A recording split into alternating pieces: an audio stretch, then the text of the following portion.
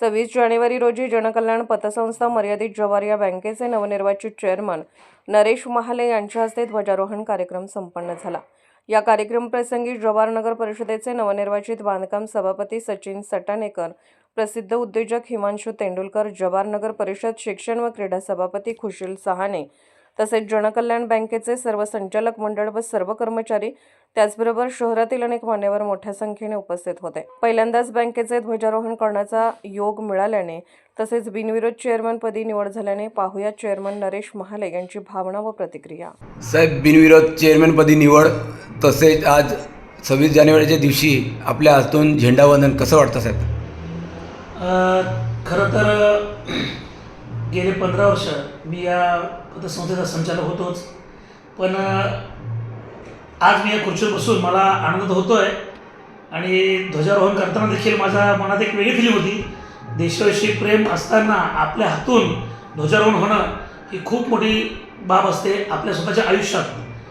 आणि या पतसंस्थेच्या चेअरमनपदी बसल्यावरती फक्त जागा बदलली आहे, काम तेच आहे।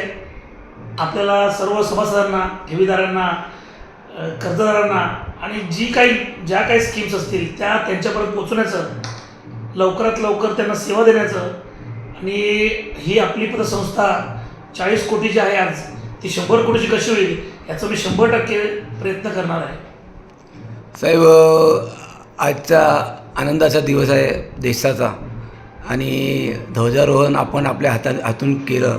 साहेब, कसं वाटलं आपल्याला? एक तर ती फिलिंगच वेगळी असते खरं तर, आणि माझ्यासाठी हा खूप माइलस्टोन असं म्हणता येईल, मैलाचा दगड, की लहानपणी आपण एक इच्छा व्यक्त म्हणजे बघत असतो की आपल्यापेक्षा मोठं कोणतरी पुढारी, नेते हे लोक झेंडा फडकवतात आणि ते बघत असताना मला असं वाटलं की आपल्याला पण एक दिवशी हा संधी मिळावी आणि ती संधी आज सगळ्यांच्या आशीर्वादाने, जवारकरांच्या आशीर्वादाने आज मला भेटली। आज आपल्या बँकेच्या सर्व संचालक मंडळांनी आपल्याला एक मोठी जबाबदारी दिली आणि ते पण बिनविरोध आपली निवड केली। आपण जनतेला आणि कसं काय आपण काय मेसेज देणार? मी प्रथमतः आभार मानतो ते दिनेश दादाचे, दिनेश भट साहेब, आणि नंतर सुनील दादा, राजू अंबेरे आणि त्यांच्याबरोबर ज्यांनी काम केलं, डॉक्टर सदगीर असतील, प्रसन्न भोईर असतील आणि तत्सम त्या काळात ज्या लोकांनी ही पतसंस्था उभारताना हा छोटा मोठा वृक्ष लावला, ते झाड आता मोठं झालं आहे। खरं तर त्या सावलीमध्ये मी बसलो आहे आणि माझे सर्व सहकारी, आत्ताची जी टीम तरुण मंडळी काम करते माझ्यासोबत, त्यांचे देखील आभार। त्यांनी मला या खुर्चीच्या बसण्यासाठी लायक समजलं, त्या खुर्चीला नक्कीच मी न्याय देण्याचा प्रयत्न करीन आणि ही भरभराटीस कशी आणता येईल, आपल्या जवारकरांच्या जास्तीत जास्त सेवा कशा पुरवता येतील ह्याचा मी 100% प्रयत्न करेन।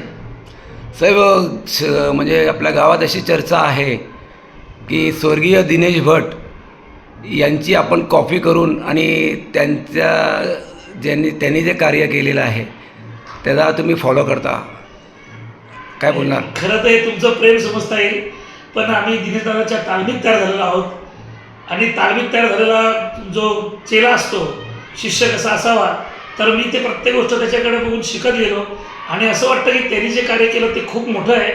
म्हणजे मी एक छोटासा काजू आहे, मी सूर्याला काय सूर्यप्रकाश देऊ शकतो, तो सूर्य आहे, मी छोटासा काजू आहे, पण ज्या पद्धतीने माझा प्रकाश जेवढा पडेल तेवढा मी देण्याचा प्रयत्न करीन। ही खूप मोठी उपाधी झाली की तुम्ही भटसाहेबाचं काम पुढे नेता येते, भटसाहेबाचं काम पुढे नेऊ तर आम्ही भटसाहेब बोलू शकत नाही। शेवटचे 2 शब्द काय बोलणार? खरं तर भारावल्यासारखं होतं या खुर्चीवर बसल्यावरती। मी जेव्हा संचालकपदी होतो, खुर्चीवर बसायचो, तितकी मोठी जबाबदारी नव्हती, पण हा ॲक्च्युली काटेरी मुकुटच आहे की लोकांशी वाईटपणा घ्यावा लागतो, वसुलीच्या बाबतीत आपल्याला काही कटू शब्द बोलावे लागतात किंवा कटुता घ्यावी लागते। तर कसं आहे की 10,000 जर 3,000 आपले ठेवीदार आहेत, तर मी 200 लोकांसाठी 2800 लोकांचा मी न्याय नाही करू शकत। मला असं वाटतं की न्याय द्यावा आणि म्हणून याचे बसलो आहे आणि त्यासाठी मग मी जे काही प्रयत्न असतील, होतकरू तरुणांना मोठा करण्याचा, त्यांना संधी देण्याचा, ज्याला व्यवसायासाठी पैसे लागत असतील त्यांनी आपल्याकडून भेटावं, आपण का त्याचं 100% करू। धन्यवाद। जय हिंद, जय महाराष्ट्र।